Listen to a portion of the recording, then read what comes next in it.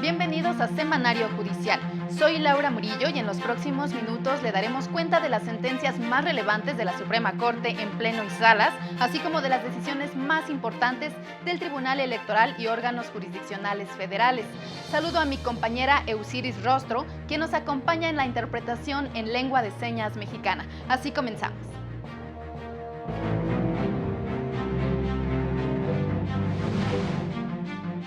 La Corte invalidó disposición de la capital del país que consideraba a particulares como servidores públicos. La primera sala de la Corte invalidó disposición de Baja California que sancionaba con cárcel la prestación del servicio de transporte sin concesión. Es inconstitucional disposición del Seguro Social que negaba pensión por viudez a concubinas de trabajador fallecido, determinó la segunda sala. Tribunal de Disciplina que se propone busca controlar al Poder Judicial y someter a jueces que emitan fallos que no gusten al gobierno.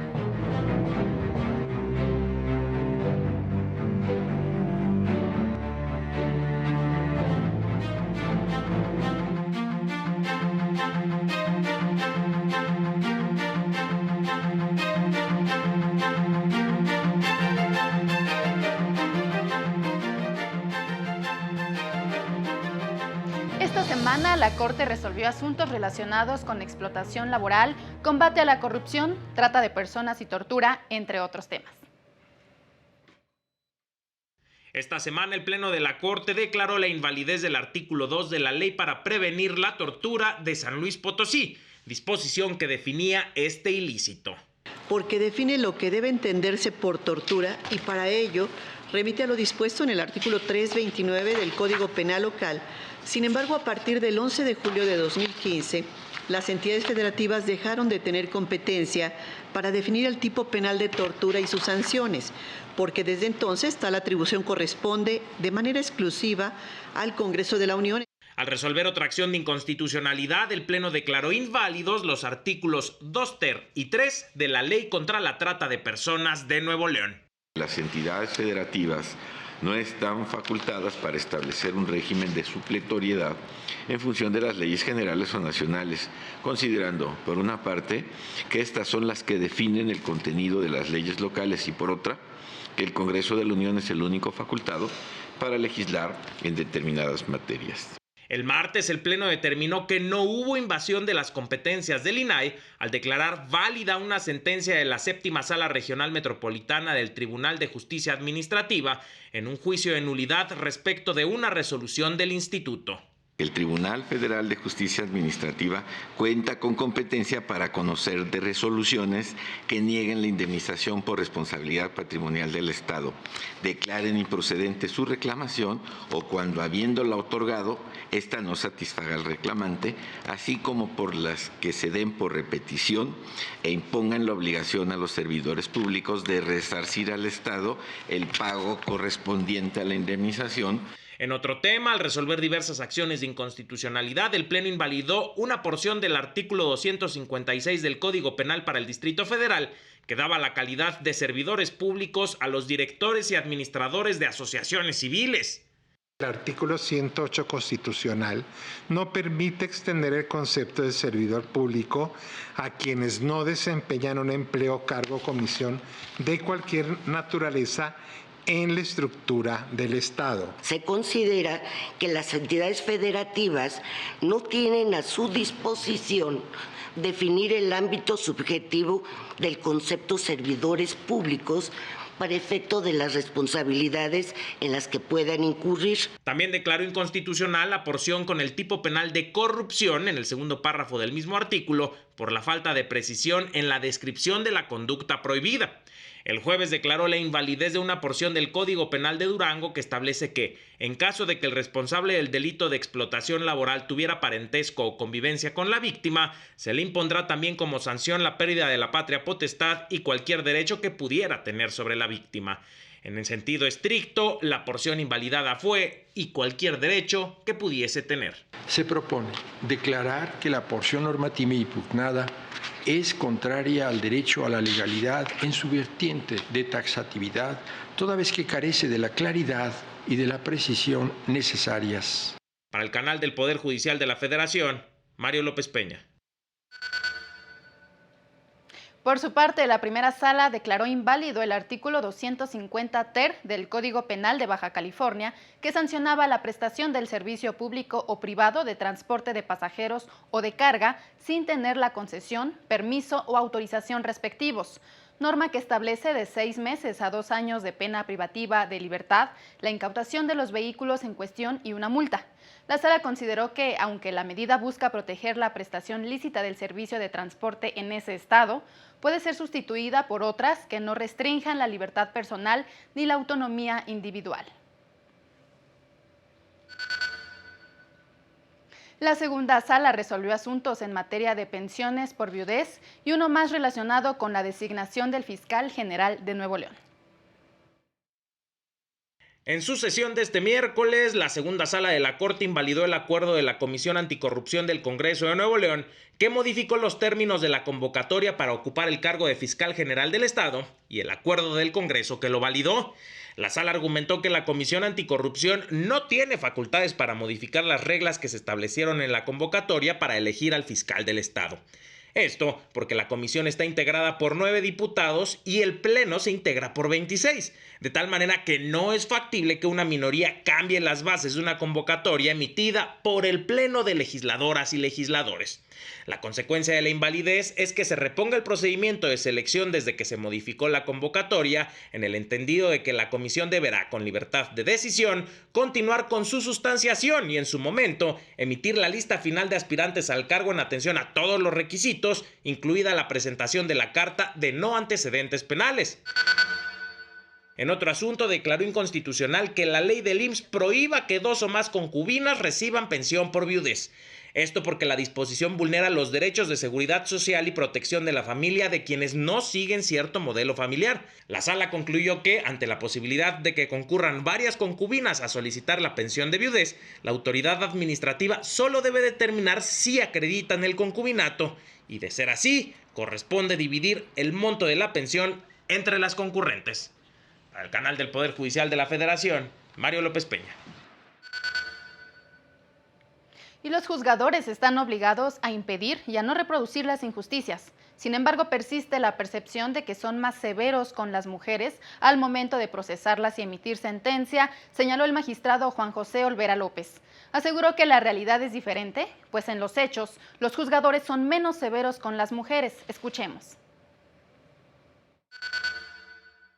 En realidad, los jueces, frente al caso concreto, cuando el asunto llega a nuestro espacio de decisión, en términos reales, los jueces somos más bondadosos con las mujeres. A la hora de sancionar, ordinariamente, se les pone menos pena a las mujeres que a los hombres. Eso también lo demuestran las sentencias, ¿no?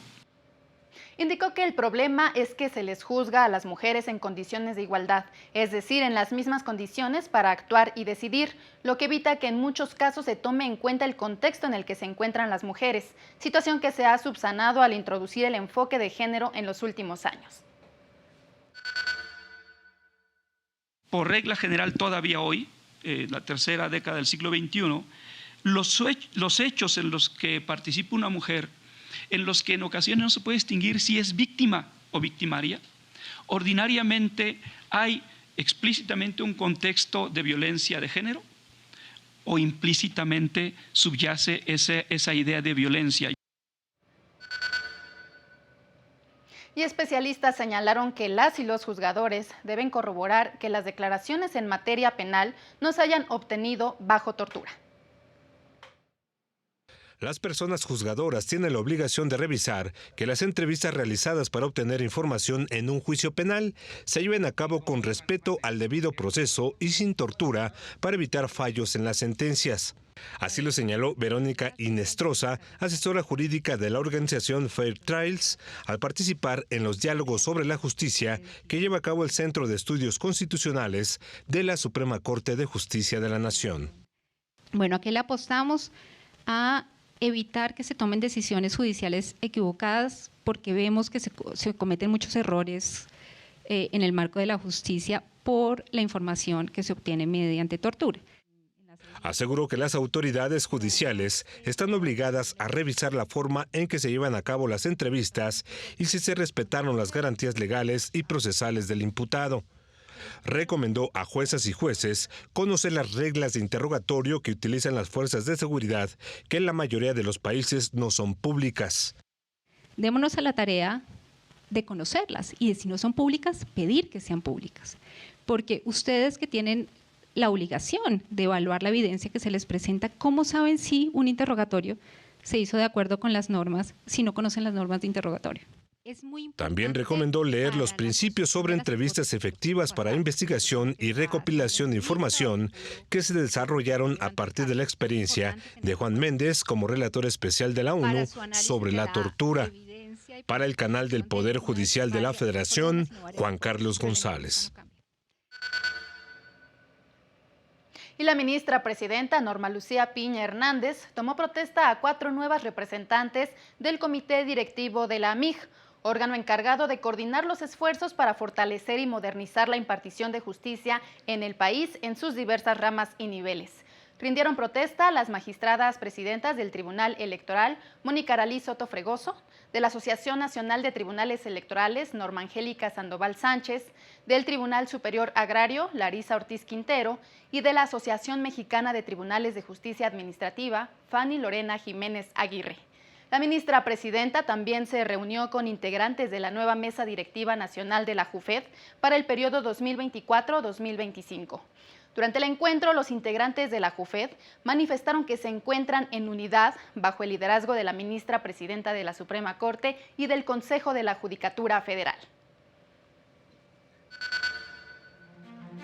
Hacemos una pausa, pero continuamos con más información.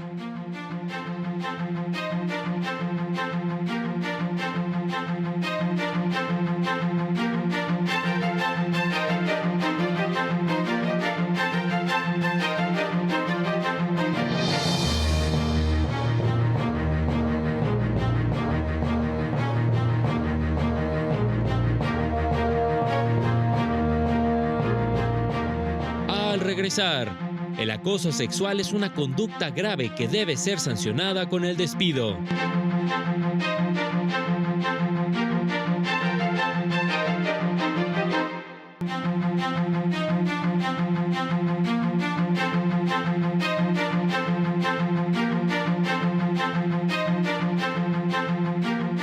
Continuamos en Semanario Judicial. Durante un conversatorio que se llevó a cabo en la Corte, se advirtió que la propuesta de reforma que envió el presidente de la República al Congreso busca someter al Poder Judicial.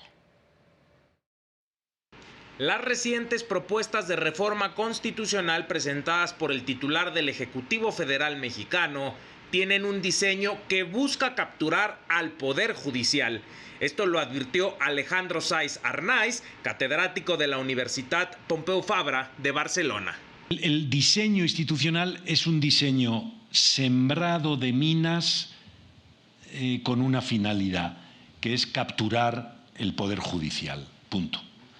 Y además, digamos, incorporar a ese diseño una especie de Big Brother, de gran hermano, que todo lo controla, que sería el Tribunal Disciplinario, con unas facultades claramente exorbitantes. Las primeras páginas, las 3 o 4 primeras páginas, son una larga lista de agravios contra el Poder Judicial o frente al Poder Judicial. Y así no se puede hacer una reforma integradora. Al participar en el conversatorio sobre independencia judicial y gobiernos populistas, el doctor Sáiz Arnaiz subrayó, desde una perspectiva europea, que la Corte Constitucional Mexicana es un órgano legitimado por sus interpretaciones y la forma en que ha protegido derechos de las personas. Visto desde fuera, yo diría que determinados comportamientos del presidente de la República han beneficiado a la Suprema Corte, visto desde fuera. Quiero decir, porque en su crítica ha sido tan desmedido y en ocasiones tan ayuno de razones que al final, cuando uno escucha ciertas afirmaciones del presidente, duda lícitamente de lo que el presidente está diciendo, por la falta de motivación de esas afirmaciones que son apodícticas, ¿no? Indicó que es característico de los gobiernos populistas el atacar a los poderes judiciales ante la resistencia que ofrecen contra sus decisiones políticas y destacó que para revertir la situación están la respuesta electoral de la ciudadanía, la movilización popular y los órganos internacionales. Creo que es difícil imaginar que el Poder Judicial por sí solo pueda salvar el Estado constitucional. La única forma de revertir esa situación, y si quieren la forma o la fórmula más inmediata y más contundente, es la respuesta electoral de una ciudadanía movilizada y consciente de los riesgos que la perpetuación o la prolongación en el tiempo de esa mayoría puede suponer para el Estado. Aseguró que las nuevas tecnologías han sido fundamentales para impulsar plataformas de agitación y que fomentan los ataques del discurso populista. Para el canal del Poder Judicial de la Federación, Mario López Peña. Y a partir de esta semana y hasta el 26 de febrero, los 53,000 trabajadores que integran el Poder Judicial Federal podrán participar en el Censo Nacional en materia de inclusión, lo que permitirá contar con un diagnóstico preciso sobre la diversidad de personas servidoras públicas, pues incluye ejes rectores como personas con discapacidad, indígenas y afromexicanas, de la diversidad sexual y con labores de cuidado. Este ejercicio, que se llevará a cabo en coordinación con el Fondo de Población de Naciones Unidas, permitirá generar políticas públicas y líneas de acción en materia de inclusión y protección de derechos humanos en favor de todas y todos. Y la directora de la Defensoría Pública resaltó la labor del instituto para buscar nuevas formas de prevención del delito. La Defensoría Pública es indispensable para garantizar la justicia social. Es necesaria para paliar el punitivismo en asuntos que involucren la materia penal. En lo anterior coincidieron la directora del Instituto Federal de la Defensoría Pública, Taisia Cruz Parcero, y el ex juez de la Corte Interamericana de Derechos Humanos, Raúl Zaffaroni, al participar en una mesa sobre el tema como parte de las actividades de la Escuela Federal de Formación Judicial.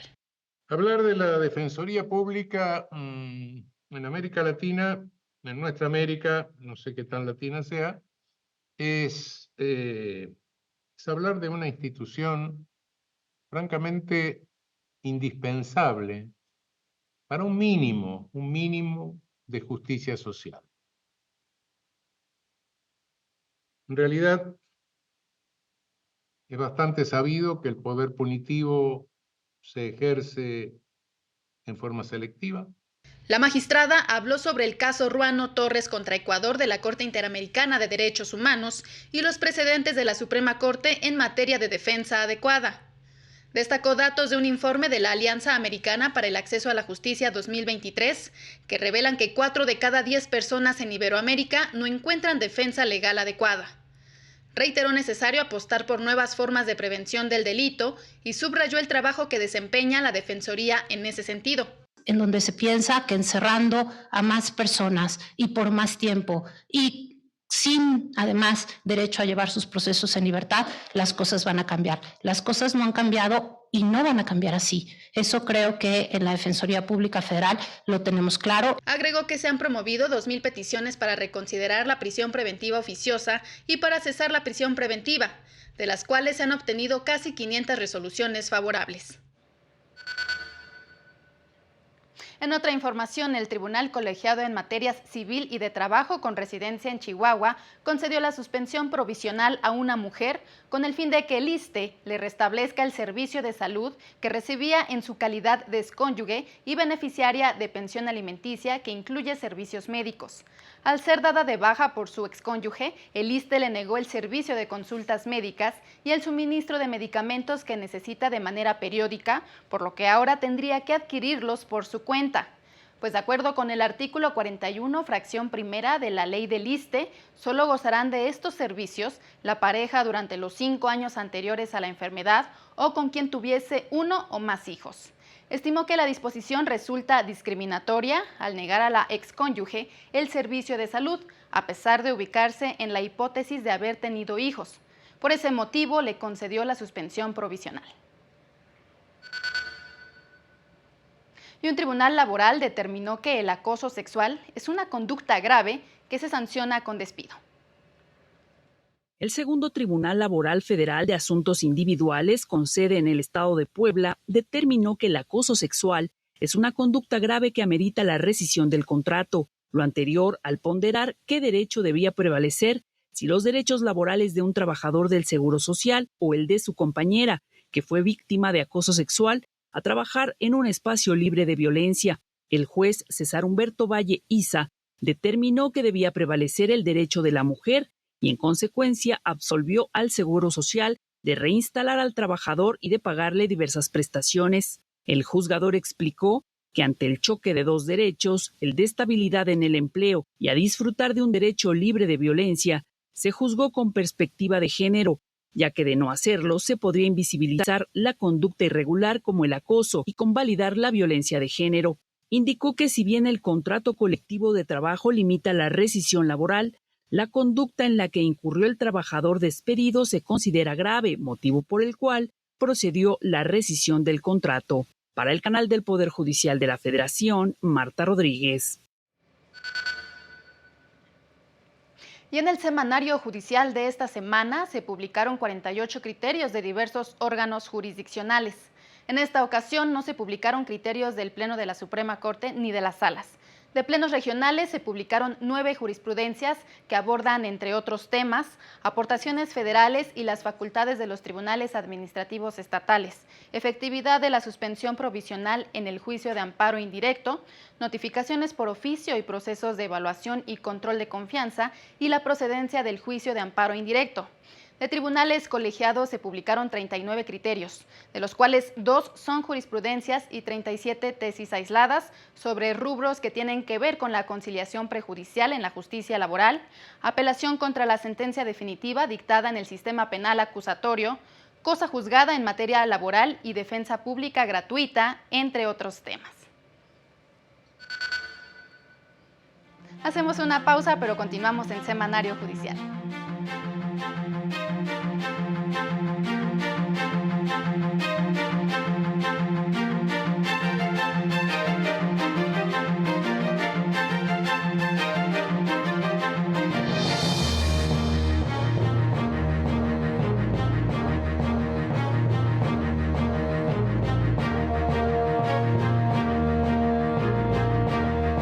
Más adelante, exhortan al Senado a designar a magistrados de tribunales electorales locales, salas regionales y sala superior.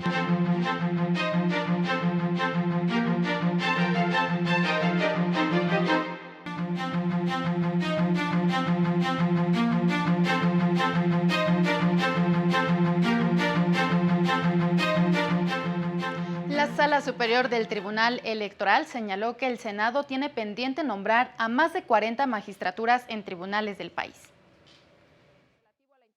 El Tribunal Electoral del Poder Judicial de la Federación exhortó al Senado a nombrar las 44 magistraturas vacantes que hay en tribunales electorales del país. Durante la discusión de un asunto relacionado con la integración del Tribunal Electoral de Nayarit, las y los magistrados destacaron que este tipo de controversias se han presentado por la falta de designaciones. Me sumo y hago mía la preocupación de quienes integramos este pleno y pues hago un muy respetuoso llamado al Senado de la República para que puedan llevarse a cabo los nombramientos faltantes en los organismos electorales, pues básicamente en los tribunales electorales de la República Mexicana, las salas regionales y esta sala superior. Mantener órganos de justicia desintegrados es lo que los hace vulnerables y los que permite justamente una mayor injerencia del poder político, no solo en su funcionamiento cotidiano, sino en su toma de decisiones. Tribunales integrados por una magistratura nombrada por el Senado y 2 magistraturas en funciones son extremadamente vulnerables. La Sala Superior validó el proceso de designación de 2 mujeres que realizarán funciones de magistrada de manera temporal en el Tribunal Electoral de Nayarit y ordenó la designación de Marta Marín García como magistrada presidenta de dicho órgano jurisdiccional.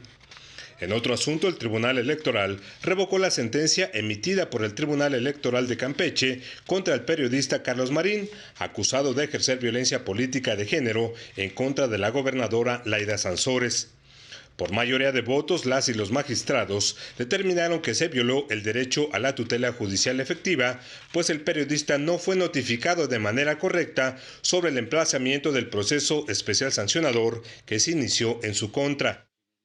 Toda vez que la sala regional responsable validó la notificación de un emplazamiento efectuado en una presunta cuenta de correo electrónico del denunciado, obtenida de la inspección ocular a una página web, sin agotar las diligencias idóneas que generan certeza de su domicilio físico para realizar el emplazamiento de forma personal de acuerdo con la normatividad aplicable. Para el canal del Poder Judicial de la Federación, Juan Carlos González. Y en los estrenos de la semana, el martes 20 a las 10 de la noche en Miradas a la Justicia, se abordará el tema de la literatura y de actos de justicia. El miércoles a las 9 de la noche en Diálogos sobre Justicia y Seguridad, Sergio Aguayo y Leonardo Curcio analizarán el tema de las Fuerzas Armadas. También el miércoles a las 10 de la noche se estrena la muestra de cine en lenguas originarias con un compilado de cortometrajes. Y el viernes 23 en República del Salvador 56 le tendremos Noche de Gala, desde Álamo, Sonora, Canciones del Mundo, con la soprano Maribel Ferrales y el pianista Alan Mendívil. Así llegamos al final de este semanario judicial. Soy Laura Murillo y lo invito a mantenerse en la señal del canal del Poder Judicial de la Federación. Este lunes siga la sesión del Pleno de la Suprema Corte. En esta ocasión tienen previsto definir la terna para elegir a un consejero o consejera de la Judicatura Federal para un periodo de 5 años. Además, tienen previsto analizar y resolver 2 acciones de inconstitucionalidad en las que se pide invalidar disposiciones de la Ley Electoral de San Luis Potosí y de la Ley Orgánica del Poder Judicial de Zacatecas. Agradecemos su atención. Hasta pronto.